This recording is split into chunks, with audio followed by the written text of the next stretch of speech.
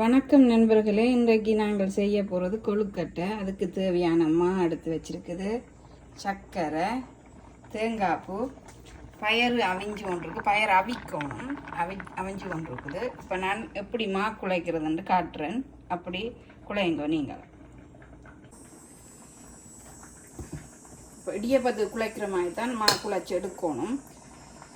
இந்த தண்ணி ஆக சுடாவும் கூடாது, ஆக கூடாமல் இருக்கக்கூடாது. கணக்கான பதத்தில் இருக்கணும் தண்ணி. இப்படியே நல்லா குழச்சி உருட்டி எடுக்கணும். இப்போ பாருங்க, மாவை நல்லா குழச்சி உருட்டி எடுத்து வச்சிருக்கிறோம். இந்த பதத்தில் இருக்கணும். பார்த்தீங்களா, நல்ல பதமாக இருக்குது. இந்த பதத்தில் உருட்டி எடுத்து வையுங்க. இப்போ பாருங்க, பயறு அவிஞ்சு எடுத்துட்டோம். இப்போ ஒரு கரண்டி ஏலக்காய் பவுடர் போடுங்க.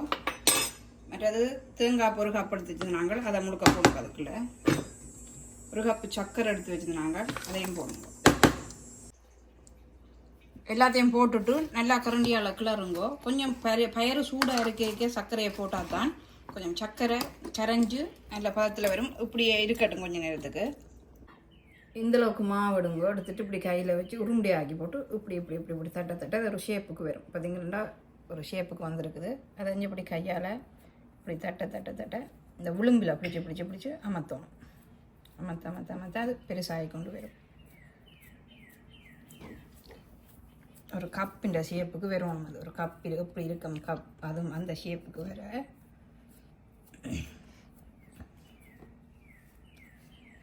பார்த்தீங்களா, ஒரு கப்பின்ற ஷேப்புக்கு வந்துட்டு ஏற்கனவே நாங்கள் இதுக்குள்ள உள்ளுடல் செய்து வச்சுருக்குறோம். தேங்காய் பூ, சர்க்கரை, பயர் எல்லாம், ஏலக்காய் எல்லாம் போட்டு அதில் ஒரு கரண்டி வையுங்கோ. ஒரு கரண்டி வச்சு இப்படி அதில் விளிம்பை பிடிச்சி இப்படி அமர்த்தி கொண்டு வாங்கோ.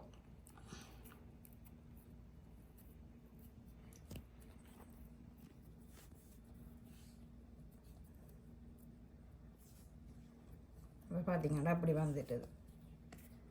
சரி, கொழுக்கட்டை. இப்போ பாருங்க, கொழுக்கட்டையெல்லாம் பிடிச்சாச்சுது. இப்போ தண்ணி கொதிக்க வச்சிருக்கிறேன். தண்ணி கொதிக்கட்டும். இப்படி ஒரு சட்டியில் தண்ணி கொதிச்சாப்புறது வச்சு அவிப்பேன். இப்போ பாருங்க, கொழுக்கட்டை அவிய வச்சு அவிஞ்சிட்டுது. அதை வெளியில் எடுக்க போகிறோம். அதுக்கு கொஞ்சம் மேலால் தண்ணி தெளித்து போட்டு தான் எடுக்கணும். பாருங்க, இப்போ கொழுக்கட்டை அவிஞ்சிட்டுது. கொஞ்சம் தண்ணி தெளித்து எல்லாத்தையும் எடுத்துட்டேன். இனி மிச்சம் கிடக்கிறத அவிய வைக்க போகிறேன். அவிச்சு முடிச்சாப்புறம் காட்டுறேன். இப்போ பாருங்க, எல்லா கொழுக்கட்டையும் அவிச்சு முடிஞ்சுது. தேங்க்யூ ஃபார் வாட்சிங்.